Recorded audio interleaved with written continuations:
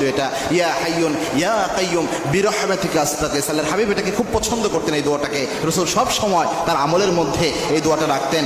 এবং কি আল্লাহর হাবিব সাল্লাল্লাহু আলাইহি ওয়াসাল্লাম আরেকটা দোয়া পড়তেন, আল্লাহুম্মা হদিনি ওয়া সাদ্দিদনি, এই দোয়াটা আল্লাহর হাবিব সাল্লাল্লাহু আলাইহি ওয়াসাল্লাম পড়তেন। এই দোয়াটা পড়ে আল্লাহর কাছে সাহায্য চাইতে পারেন। 3 নাম্বার হচ্ছে পেরেশানিতে পড়েছেন, টেনশনে পড়েছেন, এই সময় আল্লাহর হাবিবের পছন্দের একটা দোয়া, যেই দোয়াটা সকাল সন্ধ্যা 7 বার পড়লে আপনার আর কোনো টেনশন করতে হবে না আপনার জীবন নিয়ে, আল্লাহ আপনার জিম্মাদারি নিয়ে নেবেন।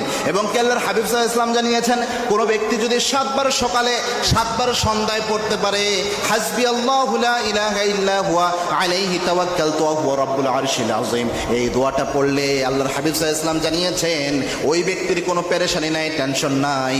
ওই ব্যক্তি যখন এই দোয়াটা পড়বে, ওই ব্যক্তির যাবতীয় জিম্মাদারি আল্লাহ রাব্বুল আলামিন গ্রহণ করে নেবেন। সুবহানাল্লাহ। ওই ব্যক্তির নিজেকে নিয়ে কোনো টেনশন করতে হবে না, তার জীবনের ক্রাইসিস নিয়ে তার পেরেশান হতে হবে না, আল্লাহ তার জিম্মাদারি নিয়ে নেবেন।